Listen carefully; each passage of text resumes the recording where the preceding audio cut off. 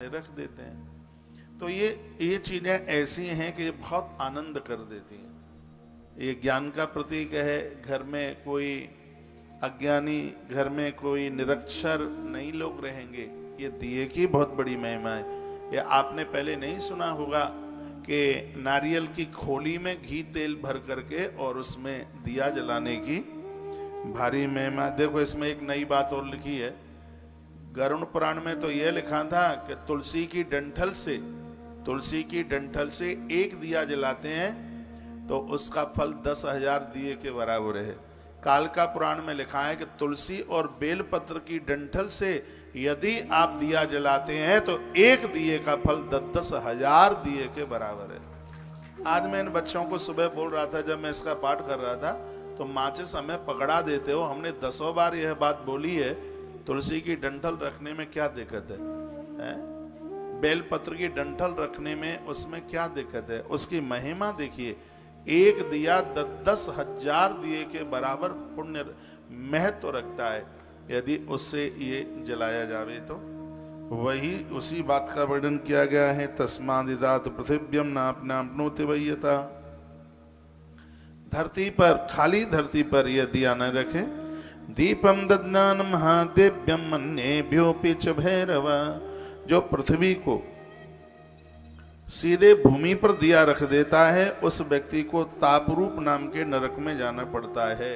इसमें कोई संशय वाली बात नहीं। सीधे धरती पर दिया जला करके रख देता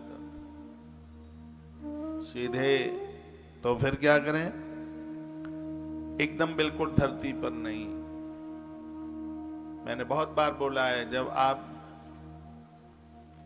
देहली पर दिया जलाइए, एकदम सीधे आप जमीन पर उसको रख देते हैं, उसके लिए बिल्कुल मना कर दिया गया। और ये नित्य का जो रोज का दिया है, अब वो दिवाली पर आप हजारों दिए जलाते हैं, ये मैं उसकी बात नहीं कर रहा हूं। ये रोज पूजा में जो दिया जलता है उस बात के लिए मैं आपको निवेदन कर रहा हूं, या आप अखंड ज्योत जला रहे हैं उसके लिए मैं आपको निवेदन कर रहा हूं।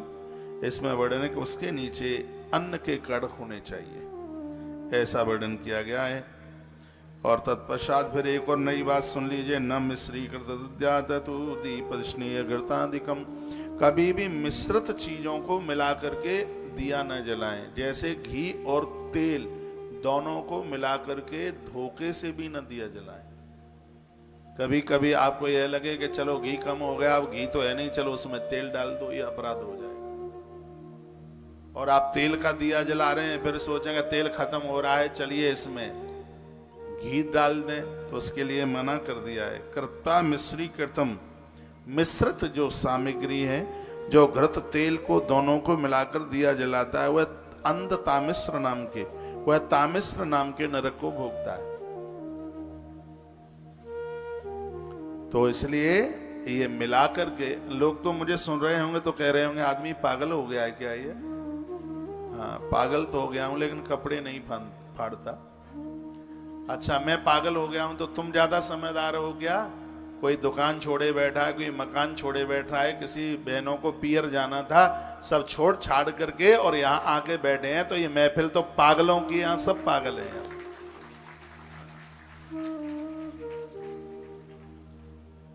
कितना बढ़िया सूत्र इसमें दिया है। जो घृत और तेल मिलाकर दिया जलाते हैं वो अपराध हो रहा है। अलग अलग जलाइए, घी की जोत अलग, तिल की जोत अलग, दोनों एक में ही दोनों सामग्रियां नहीं डाली जाती। प्रदीपम नैव कुर्यात् कर्ता पंकेव सीदति। पूजा में दिया जरूर जलाएं। एक बात यहां पर और मोस्ट बड़ी अद्भुत बात कह दी है। और जब दिए का तेल घी खत्म हो गया है, वो चुट चुट चुट चुट करती रहती है वो ज्योत, अपराध है। सूखी बत्ती नहीं जलनी चाहिए, उसमें पर्याप्त मात्रा में घी और तेल होना चाहिए। प्रसन्नार्थम तो तुम दध्या उपचाराद बहिष्कृत एवं वा कथितो दीपो धूपम च श्नुतम सुतप। भगवान शंकर कहते भैरव, ये मैंने दिए की बातें तुमको कही, पूजा में धूप की भी बड़ी महिमा है, उसका वर्णन किया गया है। धूप की बड़ी अद्भुत बात कही गई है। कुछ ना मिले तो वृक्षों की छाल उसके ऊपर से छाल निकाल करके थोड़ा कपूर डाल करके उसमें उसको जला लीजिएगा। ये धूप का धुआं बहुत फायदा करता है। अब आइए, बात रही नैवेद्य की, भोग की बात। आज जो देवताओं का भोग लगाते हैं उसकी बड़ी महिमा है। तुम ही निवेदित भोजन करहि, तुम ही निवेदित भोजन करहि, प्रभु प्रसाद पट भूषण धरहि। बोलिए भक्त वत्सल भगवान की जय हो। मुझे पूछा गया है बांस क्या गमले में लगा सकते हैं? बिल्कुल लगा सकते हैं, लगाइए। बांस बहुत ज्यादा बढ़िया है, बहुत ज्यादा शुभ है।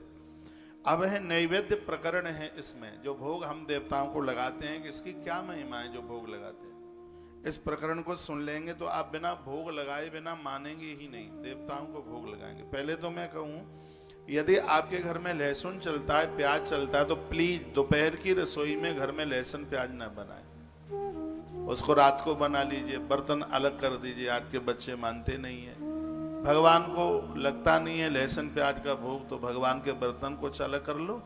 एक ऐसा भी हो सकता है कि पहले भगवान के लिए जब बन रहा है तो उसमें से निकाल लो, फिर उसमें जो पटको डालते रहो, लेकिन भगवान के लिए अच्छी कर शुद्ध पहले निकाल लीजिएगा। नहीं तो दोपहर में लहसुन प्याज ना बनाओ तो और ज्यादा ठीक है। आप कहोगे लहसुन प्याज ने क्या बिगाड़ा है? इस जितने भी बाबा जी लोग हैं सब लहसुन प्याज की बुराई करने में लगे। बेचारा लहसुन प्याज भी मूड पकड़ करके रोता होगा कि सब हमारे पीछे पड़ गए। इसमें आलस्य है, इसमें प्रमाद है। बहुत आपके पंजाब में बहुत चलता है, इसमें बहुत आलस्य है, बहुत प्रमाद है। इसमें तमोगुण की वृत्ति ज्यादा है, स्वभाव चिड़चिड़ापन हो जाता है, पूजा पाठ में मन नहीं लगता, आलस्य आता है, प्रमाद आता है इसमें। इसलिए उसके लिए मना कर दिया गया। आयुर्वेद के हिसाब से तो वो ठीक है। बाल टूट रहे हैं, प्याज का पानी केसों में लगा लो, ना दो मुआ होगा ना टूटेगा, उसका अपना फायदा है उसका। लेकिन वो खाने के लिए ज्यादा ठीक नहीं है, खाने के लिए वह ज्यादा बढ़िया नहीं है, इसलिए मना कर दिया गया है। ऐसी चीजें बनाइए जिनका भोग भगवान को लगता है। कालिका पुराण में वर्णन है, निवेदनीयम यद द्रव्यम प्रशस्तम प्रियतम तथा तदवक्षादम पंचविदम नैवेद्यमिति गद्यते। भगवान महादेव कहते हैं, अब देखिए भगवान को जो भोग लगाया जाता है उसके 5 प्रकार बताए गए हैं। क्या कहा है? एक है भक्ष, भोज्य, लेह, पेय और चौष्ट। ये चीजें, इसमें जो तरल है वो भी भोग में आता है। जैसे दूध का भोग आप लगाते हैं, रस का भोग आप लगाते हैं, ये उसमें आता है। एक जिसमें थोड़ा कसीलापन, खटासता जैसी होती है, जैसे इमली वगैरह है, चटनियाँ हैं, ये उसमें 5 उसमें आते हैं। इन 5 प्रकार के जो खाने पीने की चीजें हैं उनका भोग भगवान को भोग लगाने की बात कही गई है। आइए यही प्रसंग अब सुनी लेते हैं। वर्णन इसमें क्या? श्रृंगवेरम कांचनम सूलम कंदम बकुलकम एवं आदीन कंदानी देव्यम सर्वाण चोस्रजेत। श्रृंगवेर, कांचन, बकुल ये सब चीजें होती होंगी, मुझे तो पता भी नहीं है। इन सब चीजों के भोग लगाने की बात कही गई है। जो माता जी का भोग, देवताओं का भोग शर्करा युक्त पदार्थों के द्वारा और जो चीजें घी के साथ में बनी गई हैं उनकी बहुत बड़ी महिमा है। बहुत ज्यादा इससे पुरखे तृप्त हो जाते हैं। जो घी में, शुद्ध देसी घी में सामग्रियां बनाई गई हैं और मीठी चीज का भोग, याद रखना है खाली साग वाग के भोग नहीं लगते हैं। भले ही आपने कुछ मीठा नहीं बनाया तो आधा चम्मच चीनी रख लो, उसमें गुड़ रख लो। जब भोग लगाते हो तब उसमें कुछ न कुछ मीठा होना ही चाहिए, ऐसा इस ग्रंथ में वर्णन किया गया है। और वो तभी वो भोग लगता है। और सिंगल रोटी का ना लगाएं, कम से कम 2 फुलके उसमें रखिए, थोड़ा सा घी लगाइए। घृत के द्वारा ही अन्न की शुद्धि होती है। पराठे नहीं बनाए, पूड़ी नहीं बनाई है तो थोड़ा घृत तो उसमें लगा सकते हैं, उसमें घी लगाइएगा और फिर भगवान को भोग लगाइए। मधु, गुड़धान, शर्करा, अन्न और पान, यह देवता को, पान भी भगवान को अति प्रिय है, देवताओं को प्रिय है। तो इनका ये आप भोग, अभी इसकी महिमा आप सुनेंगे कि किस चीज का भोग लगाने से किस चीज की प्राप्ति होती है। सितासम श्रुता दत्वा सुराम मधु समन्विताम देवी लोके चनमस्तत्वा राजा चित जले भवेत। मिश्रित शर्करा युक्त शरबत, मीठा शरबत, बैसाख के पूरे महीने में शरबत का भोग भगवान को लगाओ। वैसा भी मैं पानीपत से वैसाख माह में सुनाऊंगा, एक भी दिन ऐसा ना निकले जिस दिन आप मीठा शरबत किसी को न पिलाएं। मीठा जल पिलाइए, प्याऊ लगवाइए, इसकी बड़ी महिमा है। इसमें तो सास ससुर को, ननद को, सास माँ को, पूज्य लोग को, बहनोई, जामाता, इन सबको मीठा शरबत पिलाने की विधि का वर्णन किया गया है। देवी लोके, माँ भगवती उन्हें अपना लोक दे देती है जो मीठा शरबत लोगों को। सोई तो हम कहें कि लोग इस शरबत की प्याऊ क्यों खोल के बैठ जाते हैं। अब पता लगा है कि इसकी महिमा ये है कि माता उनको धन धान्य प्रचुर मात्रा में दे देती है और अंत में उसे उसके इष्ट का लोक दे देती है। इतनी बड़ी महिमाएं इसकी। लांगलम क्रमकम दत्ता रुचकम कर मर्दकम वर्णन किया गया है। कहा गया कि इससे सौभाग्य की प्राप्ति होती है और वह व्यक्ति बहुत से लोगों में पूजित होता है जो शरबत प्याऊ खुलवाते हैं। किसी को अपने घर से बिना पानी पिए नहीं जाने, ये अपनी धमनियों में, अपने रग रग में ये भर लीजिए कि आपके घर में जब कोई चल करके आवे तो उसे आप जल जरूर पिलाइए। अतिथि सम्मान में सबसे बड़ी बात है उसको जल दें, और जल में, पानी में तो देवता विराजित हैं, देवताओं को तृप्ति होती है। पानी की इतनी बड़ी महिमा है। यदा दिनतम सर्वाणी था योग्यम नवेदयेत, वर्णन किया। देवताओं को उड़द की दाल, मूंग की दाल, तिल, ये सब चीजें उनको खूब समर्पित होते हैं। भले ही किसी भी प्रकार का द्रव्य अच्छा भक्ष्य क्यों न हो, इतना बस ध्यान रख लीजिए हमारे ग्रंथों में जिसकी चर्चा की गई है उन्हीं चीजों का भोग भगवान को लगाइए। आप मानते नहीं, आप चाय का भी भोग लगा देते हैं, भगवान को चाय पीने की आदत है ही नहीं उसे। हाँ? कृष्ण राज्य में माखन मिश्री, राम राज्य में घी। आज पानी जैसे पीते हैं, त्रेता में लोग वैसे घी पीते थे और खूब मक्खन चलता था द्वापुर में। कृष्ण राज्य में माखन मिश्री, राम राज्य में घी, और कलयुग राज्य में तो तातो पानी सो फूंक फूंक के पी। ये तो चाय है इस युग में तो भैया। हाँ, जो कि घुटनों में दर्द, कमर में दर्द ही कर रही है चाय। तो ऐसी चीजों का भोग लगाइए ग्रंथों में जिसका वर्णन किया गया। यद यद भक्तम समर्थम तो प्रकल्पम स्थानीय था। ऐसा कुछ नहीं है जो चीज आपको बढ़िया लगती है, वो उसका भोग ही लगना चाहिए। पता नहीं आपको तो क्या क्या बढ़िया लगता है, अब क्या बताऊं मैं यहाँ से, और वही भगवान के आगे परोस दो तो गड़बड़ नहीं हो जाएगा इससे करा। तुम्हें अच्छा लगता उस हिसाब से नहीं, हमारी वैदिक रीति जो कहती है भगवान का भोग उसके हिसाब से लगना चाहिए। आपको तो प्याज के पकौड़े ज्यादा अच्छे लगते हैं। जो वैदिक रीति है उस रीति के साथ में भगवान का भोग लगाइए। नवरात्रा में मां पराम्बा के लिए कहा गया खरजूरम पिंड खरजूरम यवचूड़म ससाजिकम। एक पिंड खजूर होता है और एक खजूर होता है। दोनों की महिमा, जो खजूर है वो सूखा छुआरा बन जाता है और पिंड खजूर है वो थोड़ा गीला सा होता है। वो पैकेट में आपने देखा वो पिंड खजूर। तो ये दोनों मैया को समर्पित होते हैं, खजूर, पिंड खजूर। हाँ, इसमें एक बात और वर्णन की गई है कि घी में जौ पका करके और उसका भोग मैया को लगता है। ये लिखने लायक बात है। इससे राजसूय यज्ञ का फल प्राप्त होता है। जौ का आटा बनाइए और घृत में उसको पकाइए, फिर माता रानी का भोग लगाइए उसको। जैसे आप हलवा बनाते हैं सूजी का, उसी प्रकार से यह भी बनता है। इसमें स्पष्ट वर्णन किया, घी के साथ में जौ का आटा उसको पका करके माँ का भोग लगा करके कन्याओं को परोस दीजिए, बांट दीजिए, प्रसाद में वितरण कर दीजिए। ऐसा करने से राजसूय यज्ञ करने का फल प्राप्त होता है। श्लोक नंबर 34 में वर्णन किया गया। 33 और 34 लिखे देता हूँ, बोले देता हूँ। लिखा है यव चूर्णम च साजिकम। यव कहते हैं जौ को। उसका चूर्ण यदि घी में मिला करके पकाया गया है तो वैष्णव्य नैवेद्य राजसूय फलम लभेत। उस परिवार में उन लोगों को राजसूय यज्ञ करने का फल प्राप्त होता है। इन दिनों में तो भारी चलता है, नवरात्रा की ही ये कथा कही जा रही है, तो इसमें आप ये कर सकते हैं।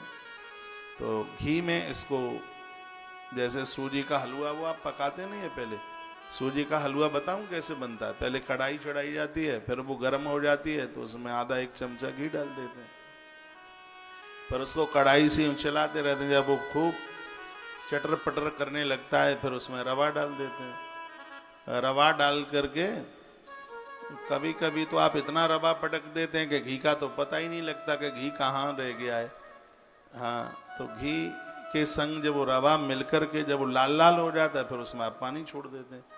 पानी जब उसमें मिल जाता है फिर उसमें आप चीनी छोड़ते हैं, फिर उसको यूं मिलाते रहते हैं और फिर वो हलवा सूजी का बन के तैयार हो जाता है। इसमें थोड़ी सी भी मिस्टेक हो जाएगी, सूजी पकेगी नहीं और आपने पानी पहले ही डाल दिया, फिर हाल ही चीनी आपने पटक दी तो वो हलवा नहीं बनेगा, वो लपसी बन जाएगी। हलवा को भी बनाने की एक विधि है। उसी प्रकार से जौ के आटे को इसी तरीके से घी में भूना जाता है, फिर उसको इसी तरीके से बनाया जाता है, माँ का भोग लगाया जाता है, फिर ये कन्याओं को जमाया जाता है, प्रसाद में आप घर के लोग ले लेते हैं। तो इसकी कितनी बड़ी महिमा, भले ही आपने कितनी भी नवरात्रा करी हो, चाहे जितने भोग लगाए हों, लेकिन जौ के हलवा की बात आज तक आपने नहीं सुनी होगी कि माता रानी को जौ का हलवा, इसकी महिमा भी लिखी है। इसकी महिमा लिखी है कि व्यक्ति घर द्वार परिवार छोड़कर बियावान जंगल में भी चला जाए तो भी भगवती लक्ष्मी माता उसका संग नहीं छोड़ेगी, गरीबी नहीं आएगी उसके पास, दरिद्रता नहीं आएगी, जहां भी चला जाए बटुआ छकाछक भरा ही रहेगा उसका। यह इसका प्रभाव है। ये नवरात्रा में जरूर कर लीजिएगा। कल परसों सप्तमी को, ये 7वें को कर लो, सप्तमी परसों है। तो जैसे आप रवा का सूजी का हलवा आप बनाते हैं तो इसमें लिखा है कि जौ का हलवा बनाइए, माँ का भोग लगाइए, कन्याओं को जमाइए, बाजार में मिल जाती है जौ, उसका हलवा बनाइए। तो उसकी महिमा क्या है? वैष्णव्यम विनवेदैव राजसूय फलम लवेत। राजसूय यज्ञ करने से जितना फल प्राप्त होता है इससे उतने फल की प्राप्ति होती है। संपत्ति संग नहीं छोड़ती। उस व्यक्ति के आंखें बंद करके और हाथ बांध करके, पांव बांध कर उसके जंगल में छोड़ दो, लेकिन तौ लक्ष्मी संग, भगवती लक्ष्मी मैया तो भी उसके साथ में ही रहेगी, उसका संग नहीं छोड़ेगी। यव, इसको संस्कृत में यव कहते हैं और हिंदी में इसको जौ कहते हैं। बात समझ में आ रही है कि हम ऐसे ही लगे हैं जो जबरदस्ती से? 2 पंक्तियां माँ के चरणों में समर्पित करें। आप सोइए मत, नवरात्रा का दिन चल रहा है। मन लेके आया माता रानी के भवन में। बड़ी प्यारी पंक्तियां और मेरी बड़ी फेवरेट पंक्तियां हैं। 4 दिन निकल रहे हैं और हम ये पंक्ति ही नहीं गा पाए अभी तक। गाए नहीं गाए? हाँ, आइए। मन लेके आया माता रानी के भवन में। पटियाला की कथा में जौ का हलवा जरूर याद में रखिएगा। जौ का हलवा सर दो।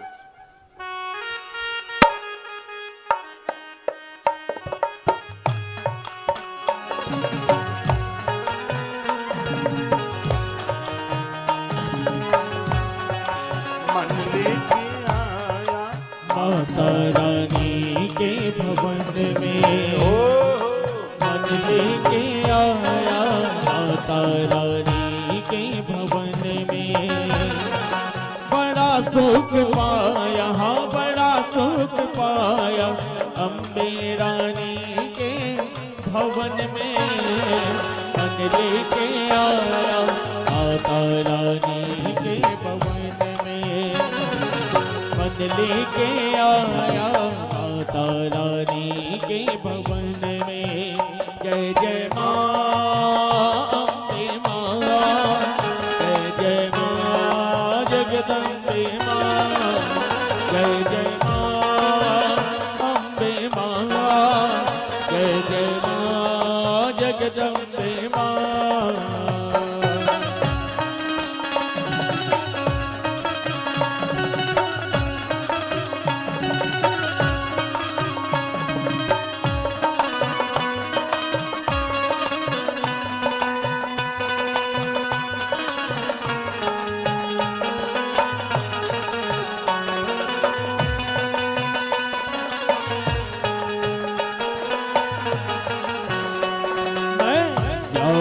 वैष्णो माता तेरे ऊंचे भवन की माया, भैरव पर क्रोध में आके माँ तूने त्रिशूल उठाया।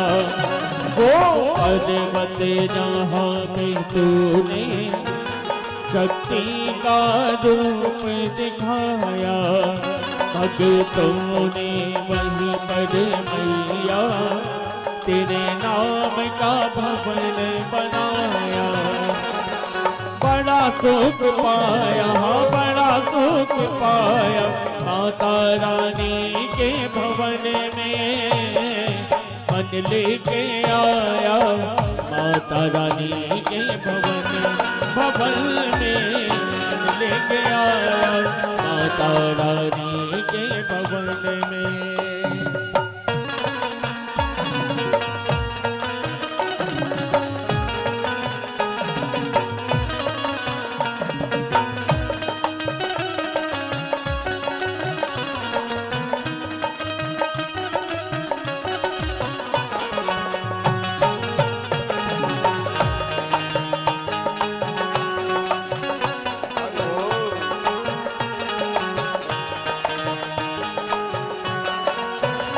तेरे तेज ने ज्वाला मैया जब उजियारा फैलाया, यहाँ हाथ पर नंगे पैरों तेरे दरबार में मैं आया।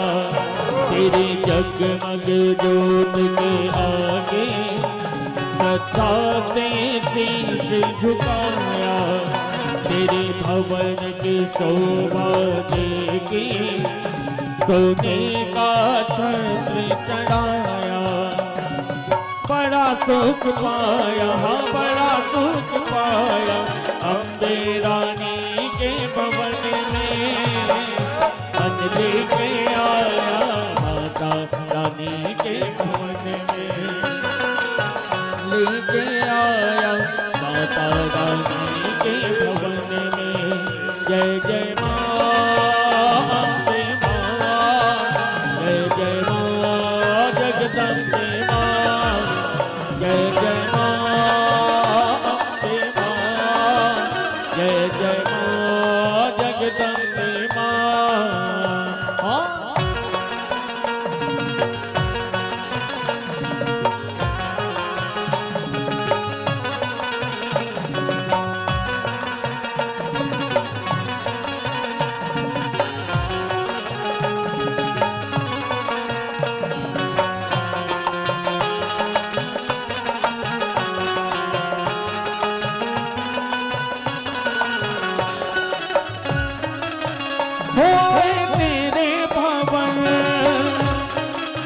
हो ले ले अपनी शरण, हुआ तेरे भवन ले ले अपनी शरण। रहूं तुझ में मगन थाम करिए चरण। तन मन में भक्ति ज्योत तेरी माता जलती रहे। तन मन में भक्ति ज्योत तेरी माता जलती रहे। हुआ तेरे भवन हो ले ले अपनी शरण, होए तेरे भवन ले ले अपनी शरण। रहूं तुझ में मगन थाम करिए चरण। तन मन में भक्ति ज्योत तेरी माता जलती रहे। तन मन में भक्ति ज्योत तेरी माता जलती रहे।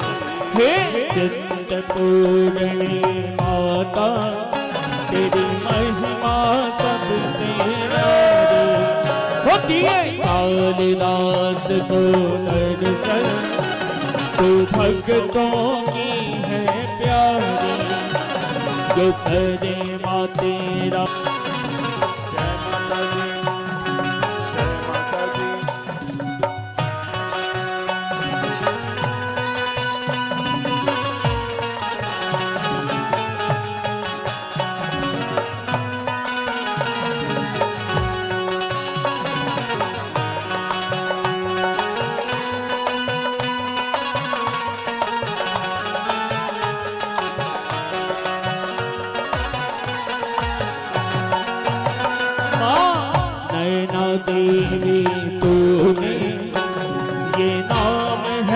भगत सिखाया, हो नैना उज्जवल को तूने सपने में दर्श दिखाया, हो आए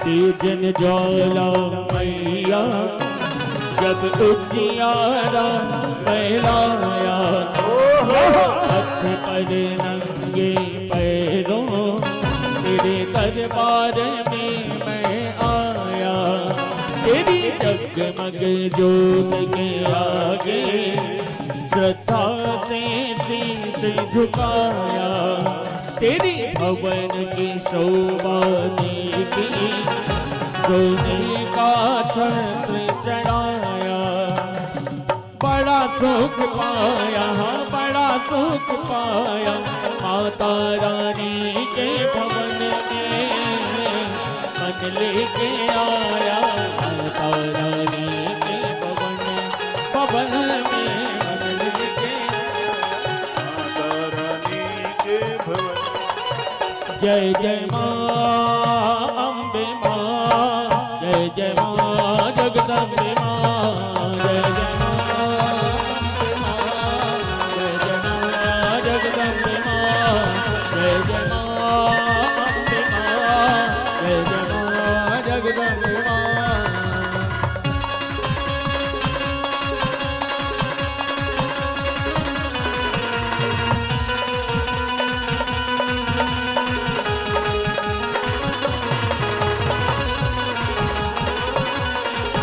मैं तो तेरा बालक मैया, देव तेरी पूजा करे, सिद्धि साधना करे को माँ, देव तेरा पूजा करे, ऋषि मुनि तेरा ध्यान करे माँ, ऋषि मुनि तेरा ध्यान करे, हे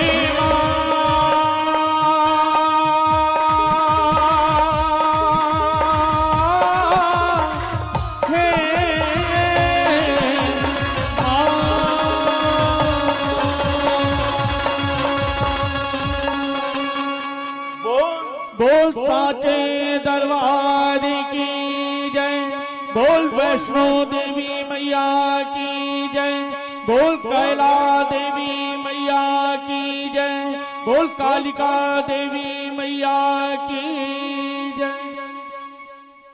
जयकारा जयकारा शेरों वाली दा, बोल साचे दरबार की जय। खूब ठुमका लगाए हैं, बैठ जाइएगा। लाओ जल्दी कथा चालू हो गई।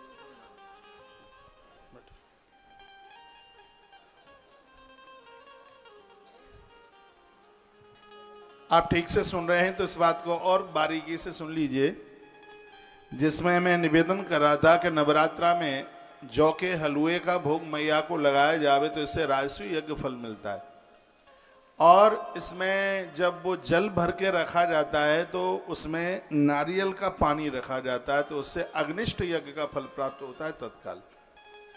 जहां आप भगवान के आगे जो जल रखते हैं, तो इसमें जब जौ के हलवे का आप भोग लगाते हैं तो इसमें जल के रूप में नारियल का ही पानी होता है, नारियल जल होता है। मैं यहाँ श्लोक बोले देता हूँ, जिसमें वर्णन किया गया, दत्तैव नारकेलाम्बु बैनी अष्टोफलम लवेत। अग्नि यज्ञ करने का फल प्राप्त होता है जब माता को जल की जगह पर नारियल का पानी पिलाया जाता है, ऐसा वर्णन है इसमें।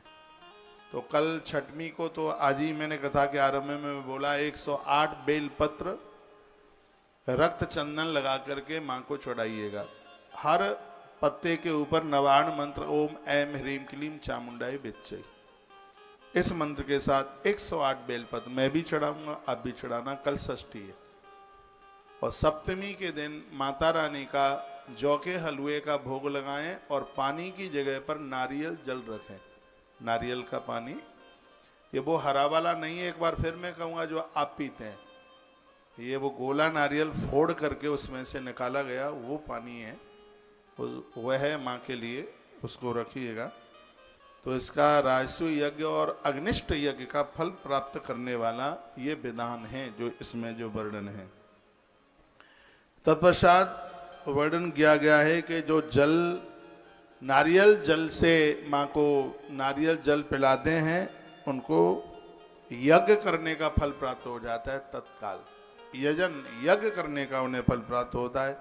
और सुनिए, द्राक्षा सिता समायुक्ता नागरलंक संयुता विनवेद महादेवे लक्ष्मीवान रूपवान भवेत।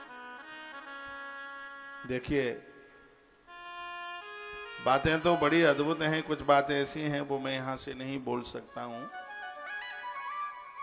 वर्णन है कि सुंदरता निखार के लिए, सौंदर्य बाहर निखर करके आए। कुछ लोग ऐसे होते हैं सिंगल फ्रेम के, बिल्कुल मरे मराए, हाथ लग जाए तो नीचे ही गिर जाए, बिल्कुल खाता पीता भी उन्हें बिल्कुल भी लगता नहीं है, बिल्कुल दुबले से बिल्कुल पतले से।